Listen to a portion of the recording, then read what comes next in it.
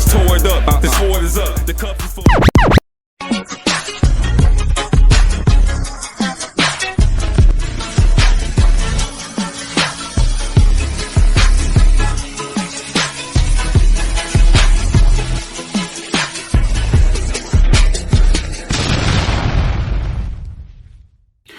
Did you know on this day in 2021, Deb Haaland was the first Indigenous person to serve as a cabinet secretary in U.S. history?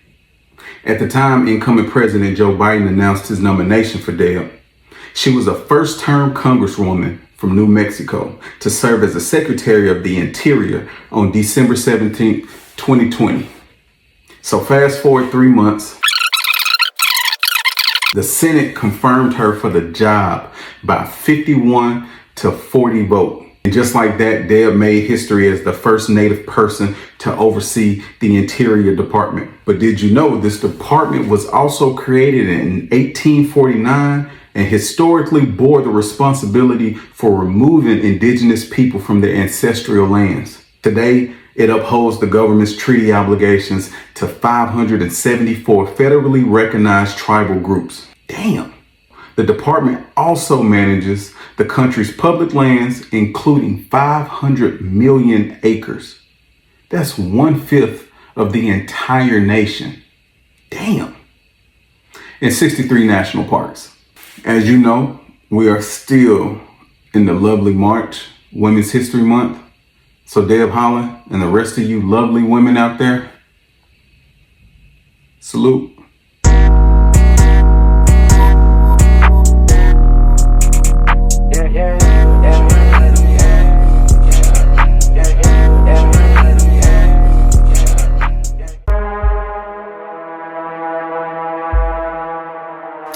Welcome back. You know the drill. We have a question. And this question reads, why do people need time and space before giving an apology instead of just apologizing? Well, assuming you are that individual that actually did something wrong, it's the feeling of shame. But in reality, a person would, a healthy person would feel guilty. Or perhaps when that person was little, their parent or parents shamed them for doing things, allegedly doing things wrong. And those attempts at remorse only encourage them to continue attacking their self-worth. Or perhaps they come to believe that they don't deserve forgiveness, or it's not forthcoming no matter how much they apologize, and your apology would be unwanted. Or perhaps your damaged mind is wrongly telling you to beg for acceptance when you should simply just be asking for forgiveness. Or perhaps because of past traumas, you feel like you can't say I'm sorry without risking the last shreds of your fragile little self-worth. Sometimes our damage is self-reinforcing. You might feel too bad to apologize, and then your failure to apologize reinforces lack of self-worth. All you can do is hang in there. You or that person has probably already expressed how bad you feel about whatever situation took place. So no need to worry about being a remorseless psychopath. Come here, let me give you a hug. It's okay. You're just in pain. So apologizing can be a complex process for a lot of people. Sometimes people express the need for time and space before offering an apology because they can give you a very, very good apology instead of just some bullshit. And you know what? I'm gonna give you some reasons why those individuals have to take that time and space, or probably do. Emotional processing can be one of those reasons why a person needs to take time and space. Apologies, they involve acknowledging wrongdoing. And let's face it, a lot of people don't want to admit that they've done wrong or they're doing wrong. With that being said, expressing remorse can be very, very, very difficult for some people. Some individuals need time to process their emotions before giving that apology. They need to understand the impact of their actions. So taking a step back allows them to reflect on their behavior and the consequences that come with it. Let me just say this. There are some people that don't operate like this. They want to talk about it now, but sometimes it's good to take a step back and view this whole process before making things even worse. Some individuals are just in complex situations.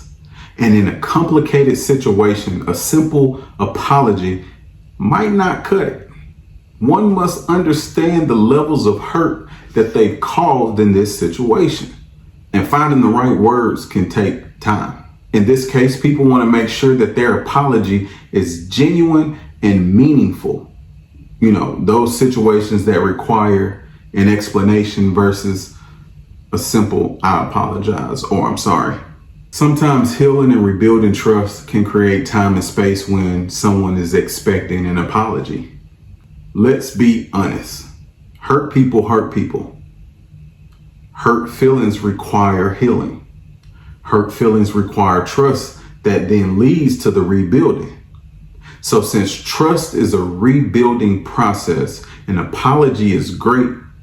You know, it's a good starting point, but it's very important that that person that's offended or hurt that person needs the time and space that they need to process those emotions and, you know, decide whether or not to forgive your ass.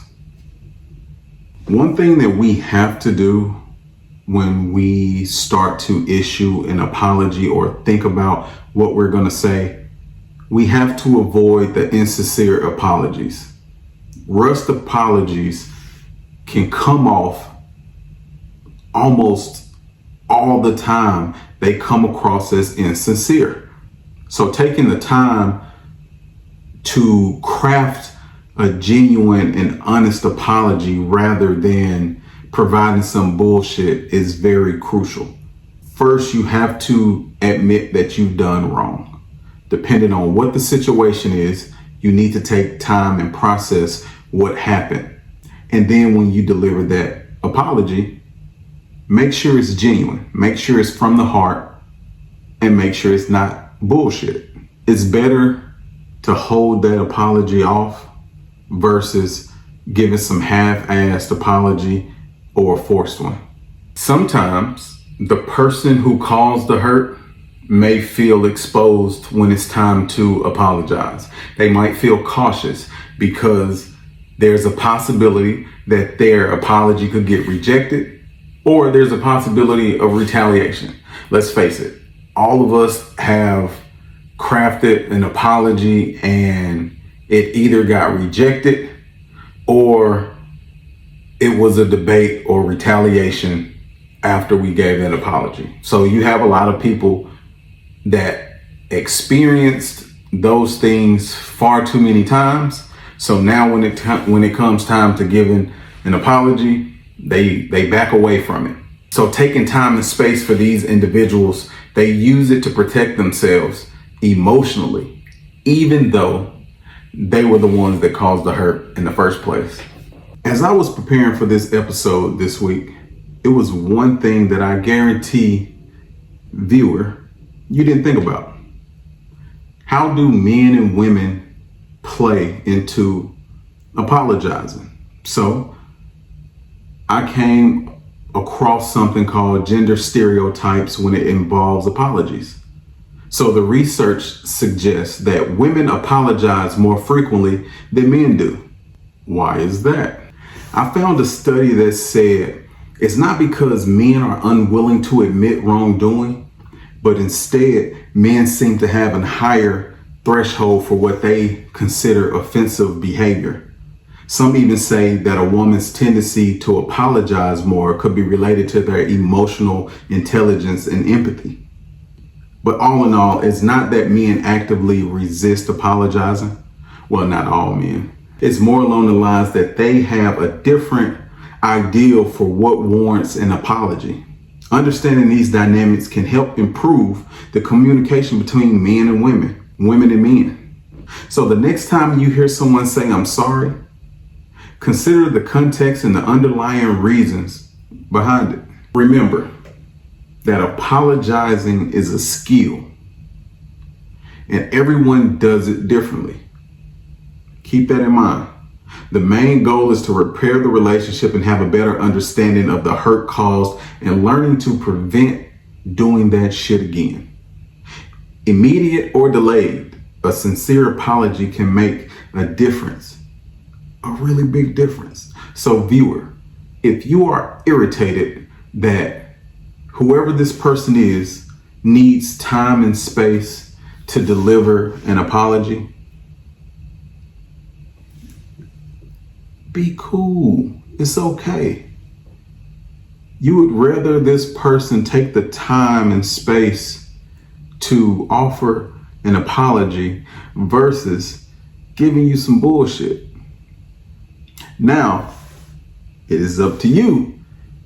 If this person apologizes every day, then that might be a different topic for a different day. Thank you again for tuning in to the Bobby Bands podcast. Like I said, on Monday, we have one more episode, and that is going to be next Monday. You do not want to miss it. I appreciate all my viewers. Salute to all the women. You know, it's still Women's History Month. Send in your questions. Send in questions. Although next Monday is the last episode for season 1, I still want those questions. Send them to the email down below. I want to thank y'all again for tuning in to the Bobby Bands podcast. I always have to end this off. The best way to lead is to learn how to follow. Peace. Y'all go have fun. It's Friday. Damn it, Bobby. Wake up in the morning, on my mind is the money. Put on my J's, grab my bottle with the sunny. Money falling in the